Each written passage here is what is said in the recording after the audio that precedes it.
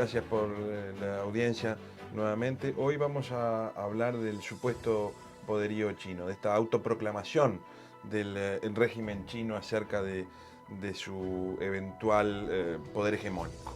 Es característica de las, diría yo, históricamente, característica de los regímenes autoritarios o totalitarios, autoproclamarse con un poderío mayor del que efectivamente tienen.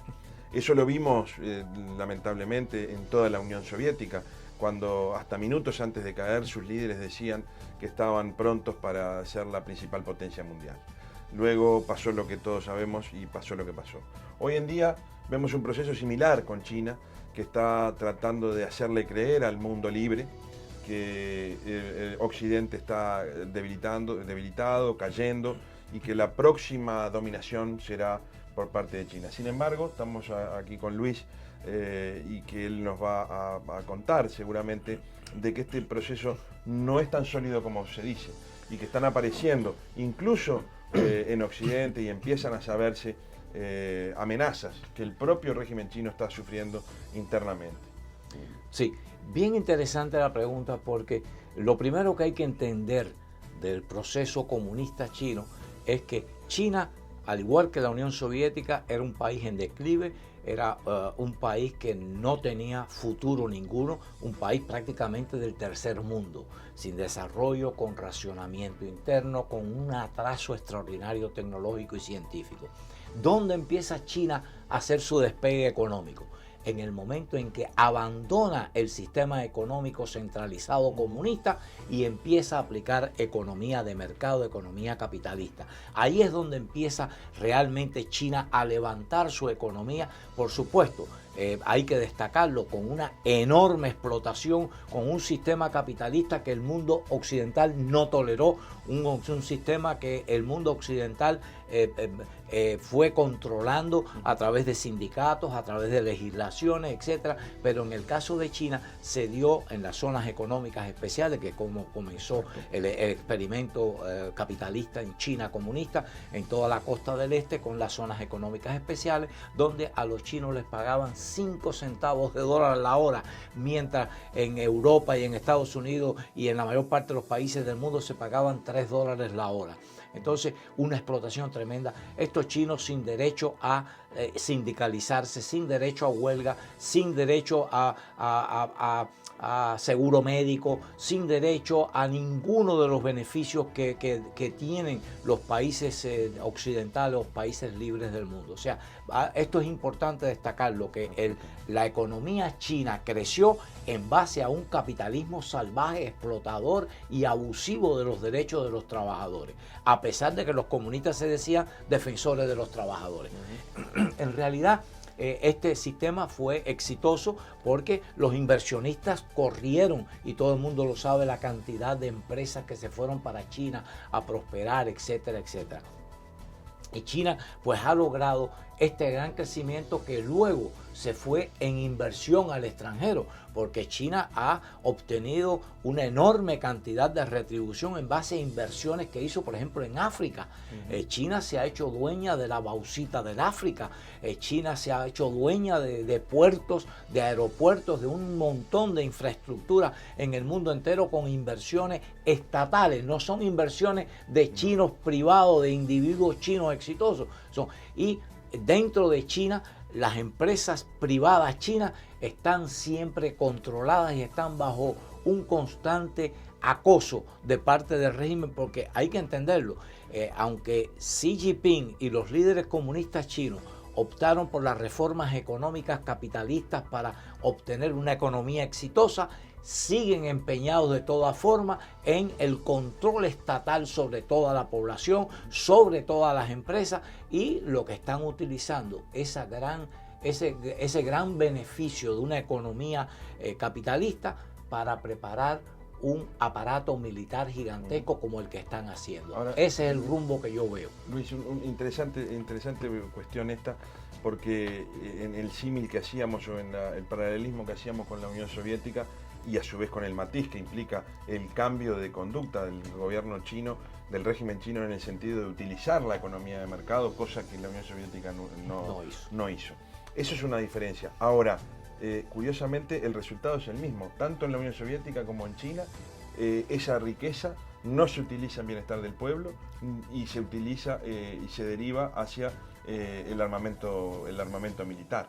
Es decir, nunca el bienestar de su propia gente, sino la acumulación de poder del régimen, más allá de la diferencia de sistema. Vale, muy interesante la pregunta y el enfoque, Leonardo, porque la mayor parte del mundo vive ajeno a lo que ocurre dentro de China. No tienen idea de lo que está pasando dentro de China. Y lo que vimos en el caso de las vacunas, cómo exportaban vacunas y no se las proveían a sus propios ciudadanos, enseñando de que lo que le importaba era la propaganda que recibirían de ser los donantes, los buenas personas que le donaban al mundo vacunas por millones, mientras que a los chinos no se las daban. Bueno, pues esto también ocurre en el plano nacional.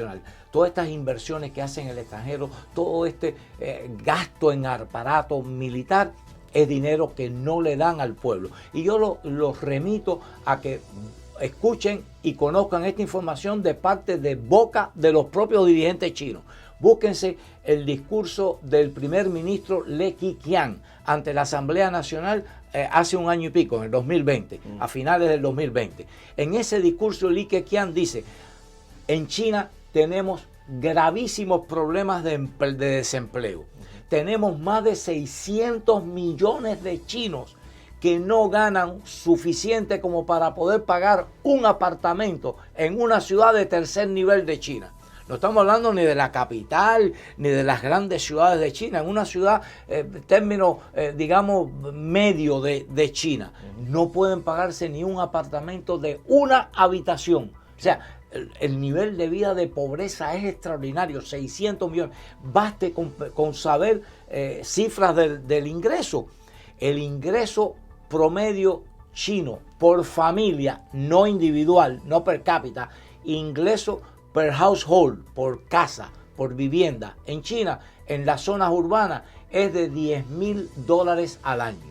$10,000. Y en el campo, $4,000 al año. ¿Se imaginan lo que se puede adquirir con esa cantidad de ingresos? Bueno, pues esto le da un ejemplo de lo que comentaba Leonardo anteriormente, de que son regímenes que aplastan a sus propios pueblos y que lo que usan los recursos es para la hegemonía mundial, que es lo que están buscando, el control del mundo, o la propaganda en el exterior como de un sistema político extraordinariamente bueno, el socialismo, la magia del socialismo que lo resuelve todo.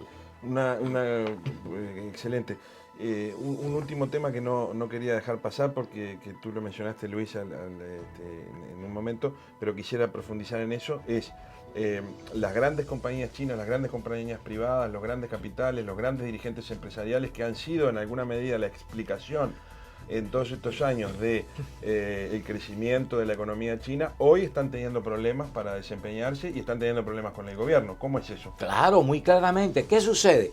Que la expansión y el engrandecimiento económico que vivió China, que sacó de la pobreza a 800 millones de chinos, porque en cuanto los chinos pudieron empezar a producir, cuando la capacidad productiva y de empresa pasa del Estado al ciudadano, el país crece, porque el concepto comunista es equivocado de que el bienestar colectivo trae el bienestar individual, es equivocado y falso. Es al revés, es el bienestar individual masivo el que produce el engrandecimiento de la nación y la riqueza nacional. Y en este caso, bueno, pues lo estamos viendo en China. ¿Qué pasó? Bueno, pues que estas empresas chinas privadas que empezaron a crecer y a desarrollarse dentro de China, y van a ver ejemplos que muchos conocen, Alibaba, el comercio electrónico gigante, billonario del mundo, Jack Ma, su empresario que se entrenó en los Estados Unidos en la internet.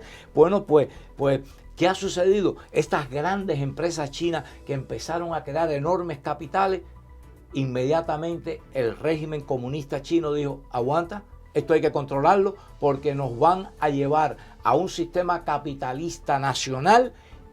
Se estaban ya tragando las empresas privadas, de las empresas estatales, se las estaban tragando, estaban desapareciendo. Y segundo, estaban creando capital privado individual y todo el mundo lo vio, la cantidad de chinos que andaban por el mundo entero de turistas. Eran empresarios medianos, grandes, que ya empezaban a recibir los beneficios de un sistema económico exitoso. Bueno, pues ahí inmediatamente vino Xi Jinping, el nuevo líder chino, que en el 2013 tomó el poder en China y que es un maoísta, que es decir, el sistema comunista típico, marxismo-leninismo, que es control del Estado, y ahí mismo empezó a frenar a todas estas empresas grandiosas y lo estamos viendo hoy. ¿Qué es lo que está pasando en China? Bueno, pues tiene al gigante de las empresas de bienes raíces en China, que es Evergrande, al borde de la bancarrota. Tiene a Huawei, de la electrónica, que ha perdido el 33% de sus ingresos. Tienes a Alibaba, que el gigante, que ha perdido 25% en la bolsa de valores. Por ahí te puedo seguir sembrando nombres. Tencent, otro desastre. Baidu, otro. Ant Group, el grupo exitosísimo. Este señor, el dueño de Alibaba, Jack Ma, había sido extraordinario como empresario y creó este grupo Ant, hormiga, traducido al español hormiga, que recibía el dinero de los trabajadores chinos normales y ese dinero lo ponía en la bolsa e inversiones y les daba retorno del 12, el 15, el 18%. O sea, los taxistas, yo tengo anécdotas de la The Economist de Inglaterra, de la revista económica de inglés, donde los taxistas terminaron de trabajar y en lugar de ir al banco a depositar el dinero en efectivo que recibían de su trabajo, iban para la empresa de Jack Ma, Ant Group, a depositar dinero para invertirlo. Y llegó un momento donde el grupo Ant había prácticamente sacado todo el dinero de los bancos estatales de China y era el que los tenía. Y por eso cuando trataron de salir a la bolsa de valor, iba a ser la mayor emisión de bonos en la historia, de acciones en la historia del mundo de la finanza. 37.000 millones de dólares inicial. El mismo Xi Jinping intervino, le prohibió la salida de bolsa y simplemente el Ant Group cayó. Esto es lo que se está viviendo en China. Estamos en un proceso de reinversión y la economía china está en picada y, en mi opinión, China llegó a su cúspide, y es que el sistema comunista ha aplastado las aspiraciones del pueblo chino de tener un bienestar y de tener un futuro y lograr la China exitosa y próspera, pero que le temen porque entonces la libertad económica iba a venir seguida de libertades políticas. Y eso es lo que los comunistas chinos no quieren. Excelente, Luis. Creo que queda muy claro. Una palabra final. La historia se repite, no hay una amenaza mayor para los regímenes autoritarios que la libertad individual. Indiscutiblemente. Esa es la mayor amenaza. Absolutamente.